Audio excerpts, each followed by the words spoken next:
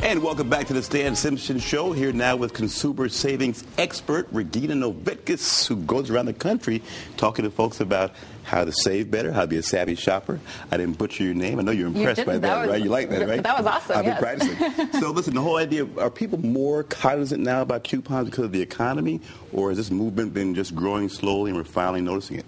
There are several things. I think one of the large factors really is because of the economy. And so people did have to make cutbacks in their budget, become more aware about the savings that they could have. There are also just sort of the shows like extreme couponing that have come out that have made people aware of how much money they can save. There was actually a survey that was done that said people who make over $150,000 are just as likely to use coupons as those who make under $50,000. Got to keep that money, right?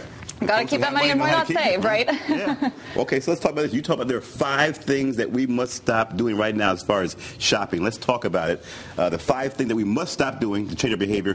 One, you say, is impulse purchasing. Impulse purchasing is the #1 thing that will get you in trouble with your budget. And that's when you go to the store, right? You don't really want it. You see it. It's on sale. You say, that's too good a price to turn down. I got to have that, right? What's so wrong with that? Well, the sale price may not be what's so wrong with that. The problem is when you get to that checkout counter and you see the batteries and the magazines and all of those things that are just going to cost you extra money, or you go into the store and you're looking for the black dress and you end up with the shoes and the purse and all of the other things. And you're overpaying at that point. You're spending too much money. So when that happens, when you get that impulse frenzy, if it happens in store, walk away, leave the item behind, kind of walk around, maybe get some food, and that often solves the problem. And if you're shopping online, put it in your checkout page, but then don't actually purchase it, walk away from the computer. Very often that feeling will pass. But what if you talk yourself into it? This happens. So you go to the store, you say, I really shouldn't do this. But I'll give you an example. I bought a sneaker at a coupon.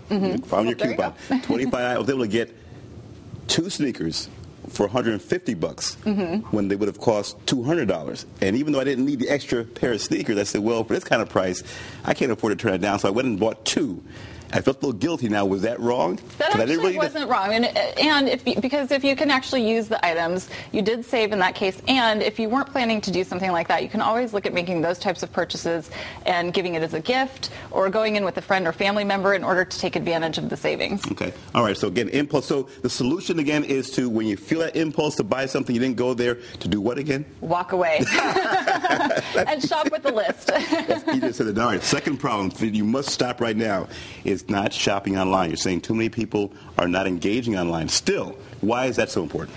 Shopping online is a great way to compare products and services and prices all at your fingertips. It takes a couple minutes to do that. And the fact of the matter is that many online retailers have the ability not to mark up prices quite as much because they don't have to pay for the brick and mortar establishment. So if you're looking for something, online is a great way to start because it takes a couple minutes and you can find the best prices, find the best deals, or just have a good sense of what something should cost before you actually go in the stores. Rent a car, right? Hotels, planes, all right? Of those you always find lower prices online. Always find lower prices online, and that's to the third point, which is you should always use an online promotional code when you're shopping online. All right, now what is that? Because I'm new to this whole promotional code thing, so what does that mean? Okay, so when you're shopping online and you get to that retailer's checkout page and you see that box and it says enter a promotional code. Yep, I've seen that. I've gone next, right? What should I and you skipped over it, right? Skipped over it, yeah. So if you go to sites like promotionalcodes.com or couponwinner.com or promocodes.com, all of these sites aggregate tens of thousands of coupons from everything from Target to Home Depot to Travelocity to dating site subscriptions if you're looking for something like that. So anytime you're shopping online, always go to a site like promotionalcodes.com to find who you're with, by the way, right? Right, but you're saying that generic code may save you That can save you anywhere from, certain travel benefits of 5% off hotel stays to several $100s depending on what you're booking. My favorite purchase actually is a pair of sunglasses that I found. How much did you spend for that? Well, they were $220 in the store where I saw them. Well, I didn't pay that though. Oh. I saw them in the store for $220 and I ended up paying $110 when all was said and done. You have got high taste, Regina. That is for my glasses are about $8 that was for an investment. I guess so. You talked yourself into that. That wasn't an impulse buy though, right? No, it wasn't an impulse buy. I actually did the savvy shopping thing and I found them for, it ended up being 50% off what they would have been in the stores. You've got high taste. All right, so the other issue now is paying full price. You're saying do not pay full price. I hate paying full price.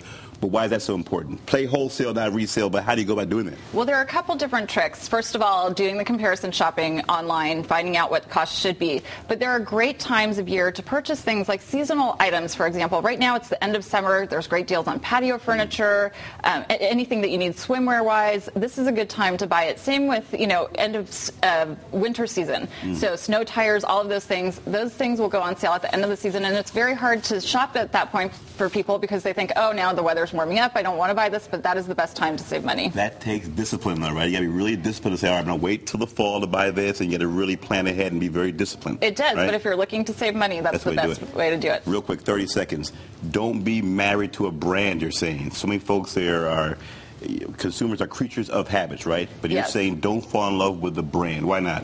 Brands spend a lot of money on marketing dollars, and so they have to mark their prices up to the consumer. So if you're not married to a specific brand, you can find better sale deals, you can find better promotional codes. So and soda, toothpaste, you're saying look for that generic? It doesn't even have to be generic necessarily, but if you're really committed to one type of brand, another brand name may have a better offer with a coupon or even just on sale at the store. Okay. That's tough, though, because people get tied into their brand, They do, but very often there's a very comparable great item for probably significantly less. All right. Regina Novitkus, we're going to have you in again. Good job with it. We enjoyed that. When we return, folks, we're going to hear from our relationship expert, Pastor T.C. Brantley. Dr. Brantley, he wants to talk to men and give them advice on how to be better men. Don't go away. Catch our show 24/7 at ctnow.com/stand. Friend us on Facebook, Twitter, too.